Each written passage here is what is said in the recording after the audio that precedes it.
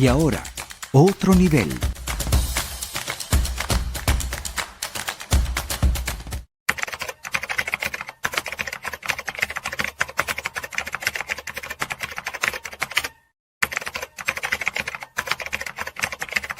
Y ahora, otro nivel. Benjamín, caramba, vale. Gran abrazo, ilustre amigo. Bienvenido. Muy buenos días, muchas gracias Erika, muchas gracias Mingo por la invitación. Y por cierto, me dieron hambre con esa última, digamos, crónica que hicieron de la culinaria venezolana. Uy, ¿Cómo están? estuvo maravillosa. Mira, ayer Erika cumplió años. Felicitaciones, atrasado, pero felicitaciones. Muchas gracias, profesor Charifker, y qué bueno tenerlo hoy con nosotros. Sí, porque Encantado. fíjate, hay muchas cosas para hablar contigo. De hecho, el equipo de producción quiere preguntarte tu opinión sobre Netanyahu, sobre Trump, sobre Hamas, sobre lo que se está logrando, etcétera. Pero queremos también comprometerte en un análisis sobre el profesor universitario, porque también hemos leído recientemente trabajos que desnudan un poco esa profesión, que se ha vuelto riesgosa, que comentaban, además describían estupendamente bien en el reportaje cómo los profesores universitarios no solo se están enfrentando al salario más bajo de Latinoamérica, sino también a los riesgos que representa expresar ideas o comentar de repente sobre hacer incluso los mismos balances económicos, pudiera llevarlos tras las rejas. Entonces, todo eso lo quisiéramos conversarlo con ustedes. No, y no solamente eso, mujer, sino que también Héctor Rodríguez, ayer, un poco como saliéndole al paso a esto que tú estás comentando, dijo que aquí ha aumentado, que los alumnos que aumentaron en 4% el deseo de estudiar la carrera para ser docente y pedagogo universitario. Entonces no sé de dónde saldrán esas cifras, pues, ¿no? Bueno, sí, son muchos temas, efectivamente. Empecemos por el tema internacional. Yo creo que hay una noticia muy halagüeña con respecto al desarrollo de la terrible situación que ocurre en Gaza, ¿no? Ahí ha habido ya decenas de miles de muertos luego de un atentado horrible que hubo el 7 de octubre del año 2023. Y la expectativa es que se logre la paz a corto plazo. La noticia es que hay un plan que ha sido delineado, lo llaman el plan de Trump, pero bueno, no sabemos exactamente quién lo delineó, seguramente fue un equipo de trabajo en el cual el presidente Trump de alguna manera lo avaló o se hizo, digamos, vocero de ese plan y que ha sido, digamos, ya discutido con los líderes israelíes, con el gobierno israelí, y que se espera el visto bueno también de Hamas para que se pueda lograr un acuerdo de paz. Ese acuerdo de paz yo pienso que es muy halagüeño porque no solamente acabará con la matanza que está ocurriendo en este momento en Gaza, que es horrible, sino que creo que abre el camino para el reconocimiento incluso por parte de Israel de un Estado palestino, porque tenemos que ver la solución de ese problema no solamente en el corto plazo, que se acabe, digamos, el sufrimiento de las personas, sino que se pueda alcanzar una situación de paz perdurable en el Medio Oriente. Y en mi opinión, eso solamente ocurrirá el día que pueda existir un Estado palestino soberano que ofrezca garantías de seguridad a todos sus vecinos, sobre todo a Israel. Porque ¿cuál es la preocupación principal de Israel? Bueno, el hecho de que un Estado palestino pudiera significar un riesgo tremendo para la seguridad debido al terrorismo que ha habido a lo largo de los últimos 50 años. Ahora, Benjamín, ¿tú puedes explicar qué es un Estado palestino? Bueno, igual como existe, digamos, en 1947 las Naciones Unidas decidió la creación de un Estado en lo que hoy ocupa Israel, en lo que era, digamos, el protectorado de Palestina del Imperio Británico en esa manera, y fue a través de una partición. Se partía ese territorio en dos mitades, una mitad para un Estado judío y otra mitad para un Estado palestino. Lamentablemente, en ese momento, los países árabes no admitieron esa solución y se generó una guerra que ha durado ya, bueno, 70, 80 años, desde el año 48 que se creó el Estado de Israel hasta el momento actual. Ha pasado ya mucho más de medio siglo y ha perdurado esa guerra. Yo creo que para que esa guerra se le pueda dar unas perspectivas de fin, tiene que materializarse ese Estado palestino que hasta este momento no se ha podido materializar. No es que no se haya materializado porque Israel lo haya impedido, es que los propios países árabes lo han venido impidiendo. Pero esas condiciones han cambiado. Aparentemente, en el momento actual, muchos de los estados árabes estarían, bueno, ganados a la idea de que existiera ese Estado palestino. En mi opinión, una vez que se logre establecer un Estado palestino con las suficientes garantías, eso va a demorar años. Eso no es que se hace un decreto y se genera un Estado, no. Se ha propuesto, por ejemplo, dentro de este plan de transición o de este plan de paz que ayer anunciaron, que haya un gobierno de transición en el Estado palestino y que ese gobierno de transición pudiera ser liderado por Tony Blair, que fue primer ministro de la Gran Bretaña hace ya algunos años y que ha estado involucrado activamente en la búsqueda de soluciones. Entonces, por eso yo lo veo como ya una perspectiva cierta de que pudiera haber un acuerdo de paz que acabe con la horrible matanza que está ocurriendo, digamos, en Gaza, producto, reitero, de lo que ocurrió el 7 de octubre del año 2023, que es indescriptible. O sea, han aparecido videos de actos terribles de terrorismo que no vale la pena detallar, digamos, en este momento, pero que son, digamos, realmente unos delitos tremendos que ocurrieron. Eso, digamos, no excusa que haya habido una matanza de decenas de miles de personas por parte de la Fuerza de Defensa israelí en el transcurso de estos 2 últimos años. El hecho que se esté diciendo que hasta los países árabes están presionando a Hamás para que acepte este plan de paz, ¿de qué manera los presionan? Porque ellos evidentemente también están afectados por esta situación de guerra, pues, ¿no? Bueno, la presión viene de que muchos países árabes o musulmanes, por ejemplo Irán, que no es un gobierno, no es un país árabe, pero es un país definitivamente musulmán, ha venido apoyando materialmente a Hamás. Qatar, que ha sido, digamos, un actor importante en la búsqueda de soluciones, pero al mismo tiempo Qatar ha acogido a los líderes de Hamás y les ha brindado albergue en el reino o el emirato, en fin, en el país Qatar. Lo que está ocurriendo ahora es que todos esos países musulmanes están viendo que es inviable el terrorismo de Hamás y es inviable la persistencia de Hamás como factor importante en Gaza. ¿Por qué? Porque mientras Hamás sea un actor de toma de decisiones en Gaza, entonces los israelíes estarán permaneciendo en este estado de guerra y eso es con tremendo perjuicio para la población gazatí. Los propios gazatíes han hecho manifestaciones dentro de Gaza repudiando en este momento a Hamás. O sea que ya ni siquiera dentro de Gaza Hamás es viable. Entonces eso hace que los países, bueno, no solamente los países árabes, en general los países musulmanes que le brindaron apoyo a Hamás durante mucho tiempo, ahora están pensando que Hamás realmente no debe ser un actor ni en el presente ni en el futuro de Gaza. Por eso yo pienso que es un progreso importante, porque definitivamente Hamás es una organización terrorista. No puede ser un interlocutor válido para un futuro en el Medio Oriente. Y el plan que se está esbozando, bueno, pues le otorga amnistía a los miembros de Hamás que depongan las armas. Si ellos se comprometen a deponer las armas y simplemente salir del escenario político para darle paso a nuevos actores, entonces ellos tendrían amnistía. Entonces, por eso yo pienso que es no solamente un plan viable, sino que es un plan que ya algunos países árabes han manifestado estar de acuerdo con él y se han plegado a esa iniciativa. Donald Trump les dio un plazo de 3 o 4 días para responder a esta propuesta, ¿no? Claro, porque otro punto no es los rehenes, ¿no?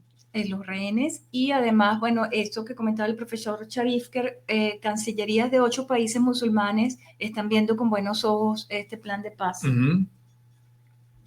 Así es. Por eso, bueno, en ese aspecto pudiera haber una solución. Donde no vemos solución todavía es a otros conflictos que tenemos mucho más cercanos a nosotros, que también han sido objeto o están siendo objeto de acciones que pudieran precipitar soluciones en uno o en otro sentido, y en donde también la actividad de los profesores universitarios obviamente está involucrada. En este momento los profesores universitarios en Venezuela tienen un salario que no alcanza $30 al dólar oficial, a la tasa oficial. Si uno suma tanto el salario como las bonificaciones que muy generosamente el Ministerio de Educación Universitaria otorga, el salario no llega a $30 mensuales, a la tasa oficial. Si lo llevamos al dólar paralelo, cuyo valor no conocemos con exactitud, pudiéramos estar hablando de unos 15 o 18 dólares mensuales. ¿Quién puede vivir en Venezuela con menos de $1 al día? Con el nivel de los precios, porque a la par de esa devaluación, a la par de ese precario valor del bolívar, tenemos también entonces una inflación en donde los precios de los alimentos, los precios de los bienes indispensables en Venezuela son incluso muchísimo mayores que en otros países del mundo. De tal manera que esa situación es inviable. Y mencionaban ustedes en la introducción que no es solamente el tema salarial lo que afecta a los profesores universitarios, es el tema institucional. Las instituciones universitarias venezolanas han estado bajo amenaza. Recientemente, por ejemplo, yo vi a la rectora de la Universidad de Carabobo, la doctora Jessie Digo, mi gran amiga, la doctora Jessie Digo, bueno, que la vi en esta reunión que hubo de instalación del Consejo Nacional de la Paz, o de no sé cómo se llama, pero bueno, pero que tiene que ver, digamos, con la defensa nacional y con la defensa de la soberanía, etcétera, etcétera. Y así como estaba ella, estaban personeros importantes de los gremios económicos, de los gremios profesionales, por supuesto había también funcionarios gubernamentales.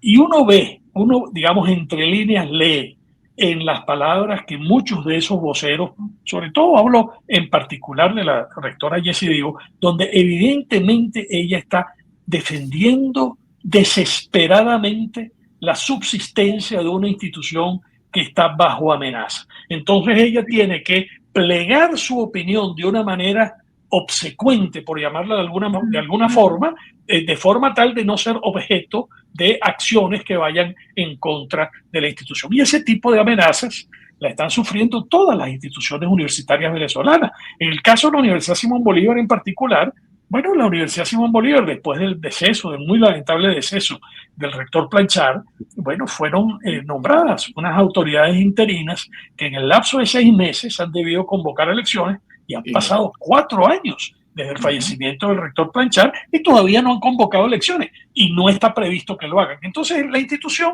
por los propios hechos, ya fue tomada por el Ejecutivo Nacional, y esa es una amenaza que todas las universidades venezolanas tienen.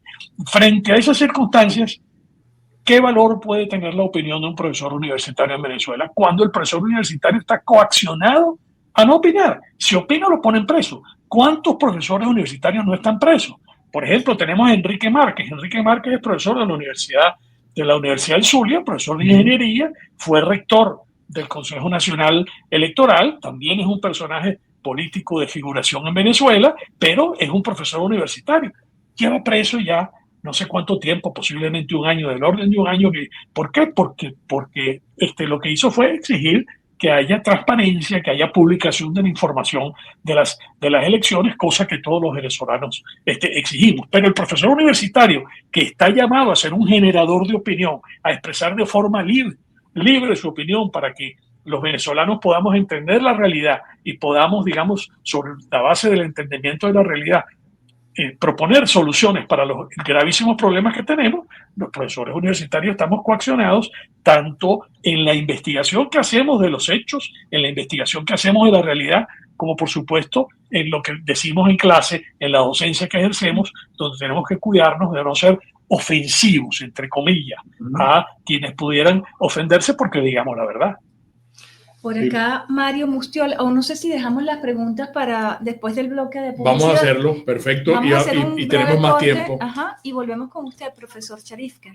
Vamos a hacerlo así y vamos a comenzar con Distasi Motors, y yo voy a repetir este memo que comparte con nosotros la gente de Distasi Motors, que tiene que ver con Honda, porque en Distasi Motors ya están los nuevos modelos Honda, tanto el Honda City como la camioneta HR-V. Pero este memo de Honda, aquí lo tienen, no sé si ustedes lo ven aquí, yo lo comparto con ustedes, me lo envían porque es una maravilla. Esto es Honda, que es otra cosa, pues la garantía para los vehículos Honda City y HR-V es de 3 años o 100.000 kilómetros, lo que ocurra primero.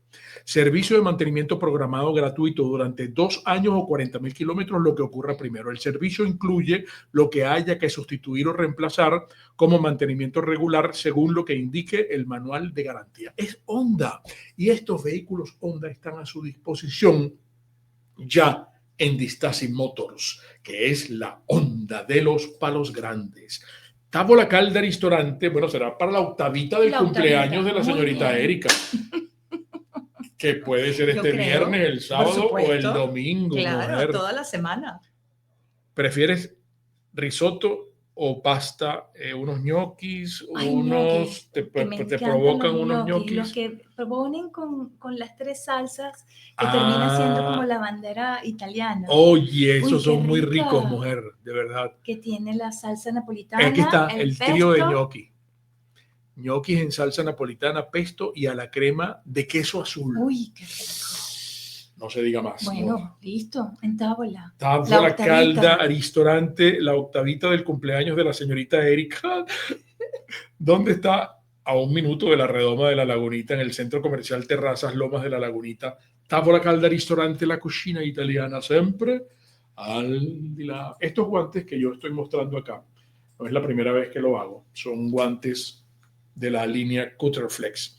Este es el anticorte, pero si ustedes van en estos momentos al más reciente post de nuestros amigos de Produca, están lanzando unos nuevos guantes de caucho Cutterflex, que son de Produca, por supuesto.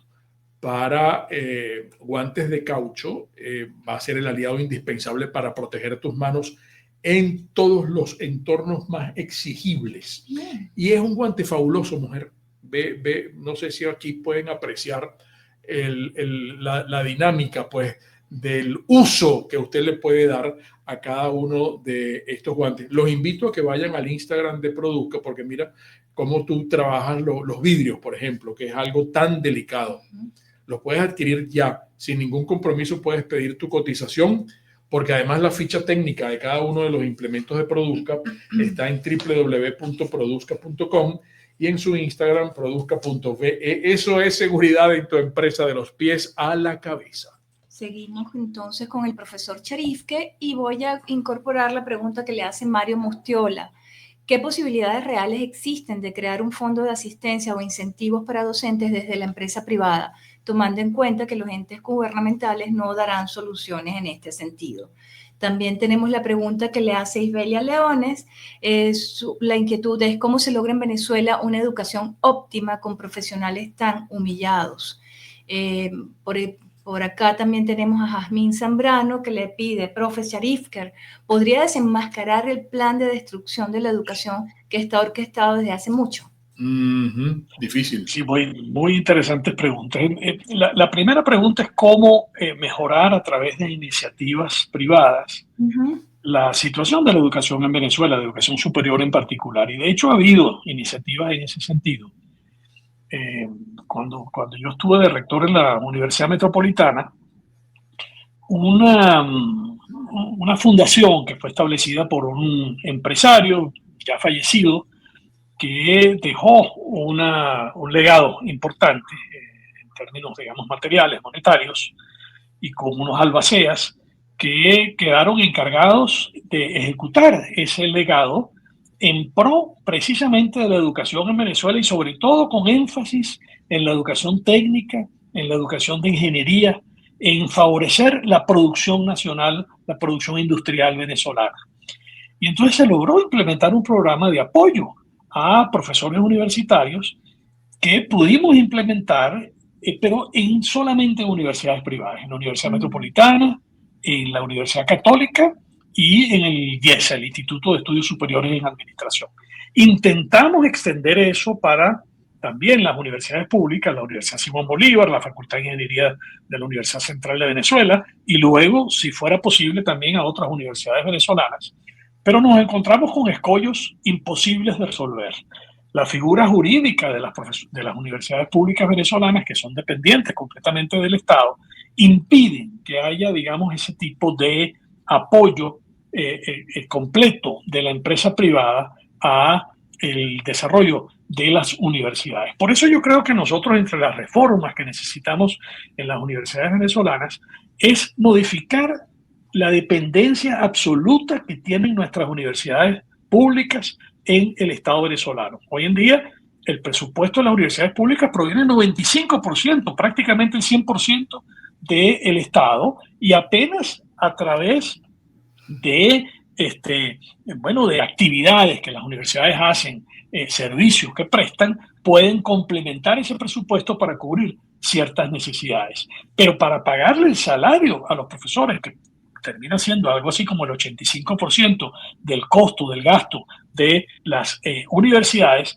bueno, pues entonces hay que resolver esa dependencia absoluta del Estado, de forma tal que las universidades puedan manejar su propio patrimonio. Porque ahorita lo que ocurre es que si un privado le dona a las universidades nacionales venezolanas un cierto dinero, eso se convierte en dinero público. Y entonces, al convertirse completamente en dinero público, entonces, bueno, digamos, el Ejecutivo tiene completa libertad de hacer con esos recursos lo que considere conveniente, por no decir lo que le venga en gana.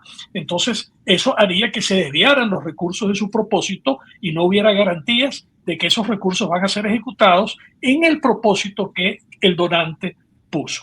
Para que las universidades puedan recibir donativos y que esos donativos sean utilizados realmente en el propósito para el cual fue hecha la donación, la universidad tiene que tener pleno dominio del manejo de su patrimonio. Claro. Y para poder tener pleno dominio del manejo de su patrimonio, no puede ser una dependencia pública dependiente del erario público. Entonces, por eso, nosotros tendríamos que progresar en Venezuela en nuestra figura jurídica de las universidades públicas, en lo que es la figura jurídica de las universidades públicas en muchos países del mundo, por ejemplo en Inglaterra o en los Estados Unidos.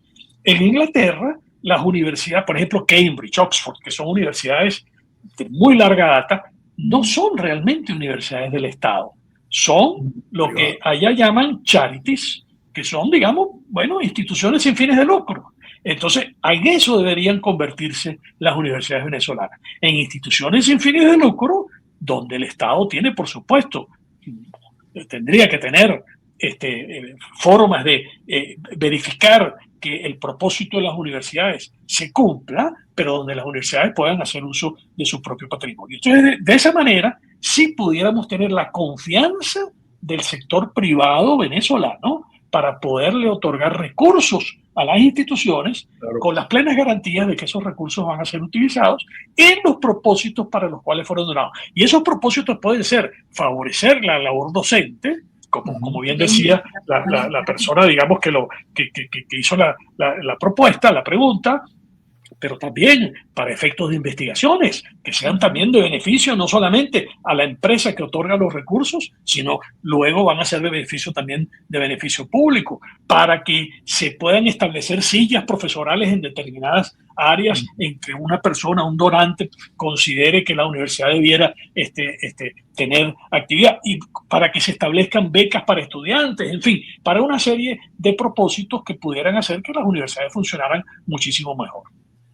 Carlos Arellano le pregunta, ¿no cree que históricamente el modelo de financiamiento de educación universitaria pública ha sido un hueco sin fondo para las finanzas del Estado?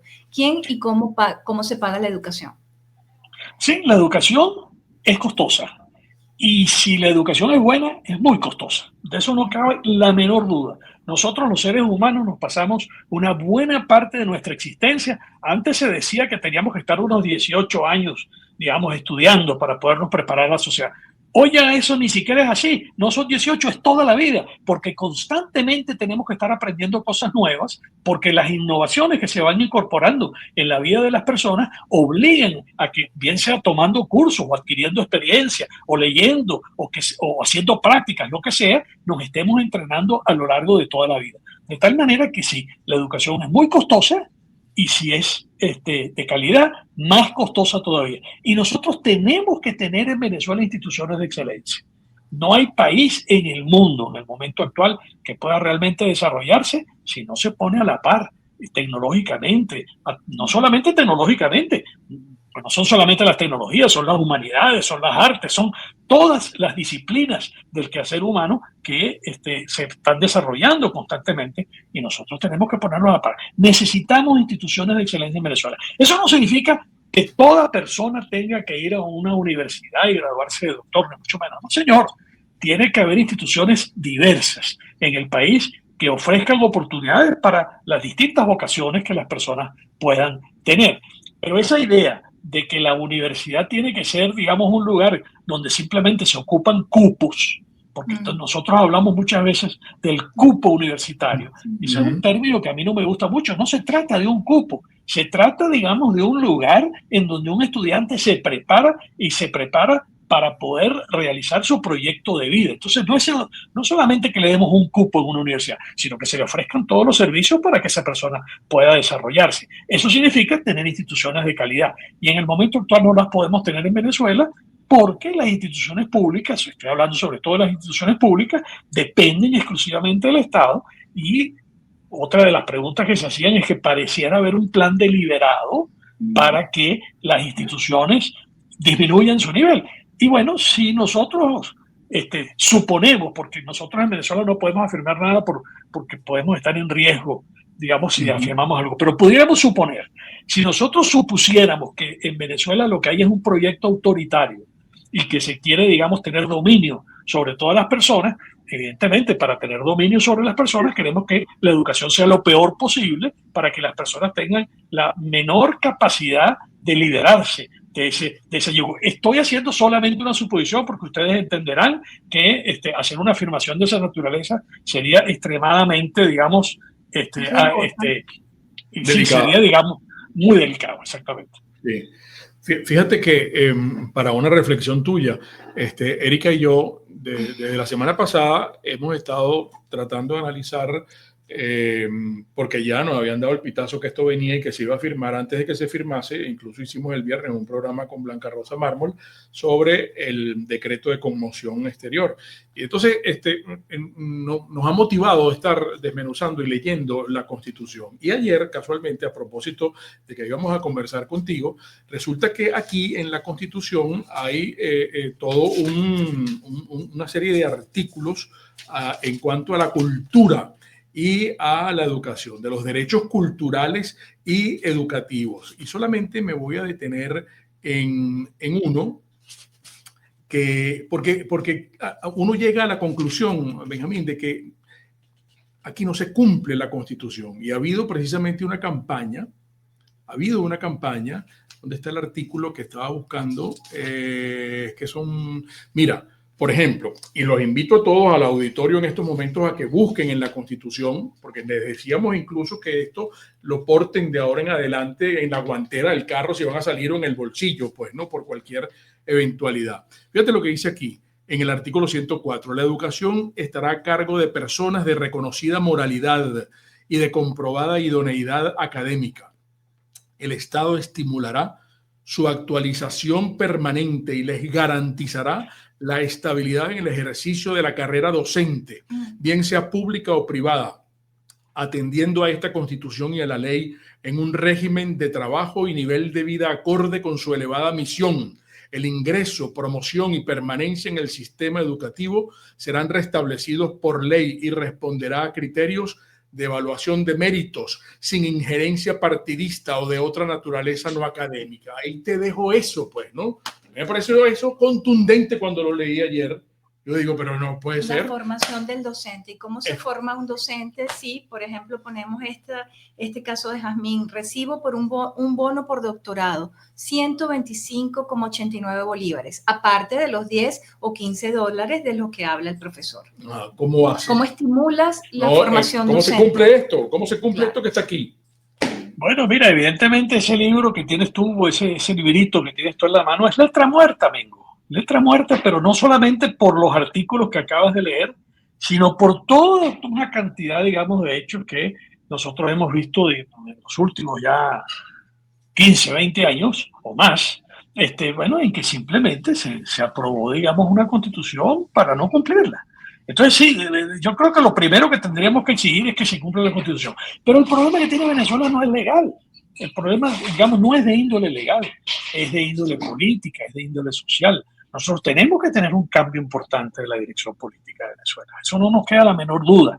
Y con esto no quiero ser yo subversivo, ni mucho menos, ni estoy incitando, digamos, digamos, a acciones de gobiernos extranjeros, ni mucho menos. Pero simplemente hasta tanto nosotros no tengamos un cambio de dirección en donde nos comprometamos a cumplir la Constitución efectivamente, por ejemplo, los artículos que tienen que ver con la calidad de vida que tienen que tener las personas, y no solamente los profesores universitarios, sino todos los funcionarios realmente, porque eso también afecta pues prácticamente a todos los... Pero claro, la educación es fundamental. Si no tenemos una educación de calidad, ¿cómo vamos a pretender salir de los problemas? Efectivamente, tiene toda la razón la doctora Mármol de León, digamos, no tuve oportunidad de escucharla, pero seguramente tiene toda la razón en los conceptos que ha emitido en los muchos aspectos en los cuales la Constitución no se cumple. El primer aspecto que tenemos que cumplir en la Constitución es que Venezuela es un Estado de derecho. Y Venezuela sabemos que no es un Estado de derecho porque hay muchas arbitrariedades, en donde los jueces para decidir sobre temas importantes tienen que estar mirando cuál es la opinión de los que dominan el ámbito político para poder tomar una decisión. Hasta tanto nosotros no tengamos un sistema judicial independiente, tengamos una separación de poderes donde el sistema judicial y también el poder legislativo sea independiente del poder ejecutivo, para no hablar del poder electoral que tenemos en Venezuela y del poder moral que tenemos en Venezuela, pero tenemos que tener tribunales que sean independientes y tenemos que tener un legislativo que legisle independientemente de cuáles sean las apetencias de quienes están en el Ejecutivo. Hasta tanto no tengamos esa separación de poderes, que es el fundamento primario de la libertad después de la Revolución Francesa, bueno, pues entonces realmente, incluso antes de la Revolución Francesa,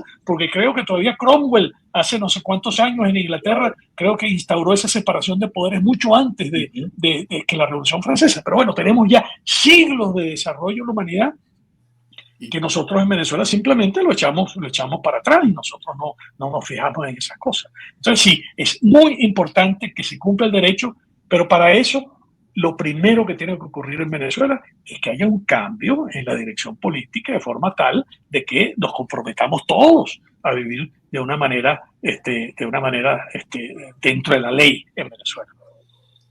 Excelente esta conversación con Benjamín. Mira, vamos a comprometer a Benjamín para que nos ofrezca un tiempo y hacer un programa sobre inteligencia artificial, Benjamín. Ayer estuve viendo un trabajo en una televisión europea que hablaba de cómo hacer más humana la inteligencia artificial, es decir, ya la consideran humana, porque si están diciendo que se la quieren más humana, es porque, bueno, imagínate, yo me asusté, mujer, de verdad. Bueno, es una creación humana, claro que es humana porque es una creación humana, pero de que no hay una persona atrás, no hay una persona atrás, o sea, no es un ser humano. Ahora, una cosa curiosa, en Arabia Saudita hace ya varios años, no sé, 5 o 6 años, se le otorgó personalidad jurídica a una inteligencia artificial llamada Sofía. Entonces, esa persona, Sofía, que es una persona virtual, bueno, tiene personalidad, o sea, dentro de la legislación de Arabia Saudita, tiene las responsabilidades y derechos de una persona. Impresionante. Bueno, pero está comprometido. Para una próxima oportunidad. Claro que ¿Cómo sí. no? Claro que sí, va a ser muy interesante. Un fuerte abrazo, muchísimas gracias por la invitación y que sigan también. Y felicitaciones otra vez a Erika por su cumpleaños. Gracias, profe. Que se repita pronto que este esté encuentro. muy bien, gracias. Sí.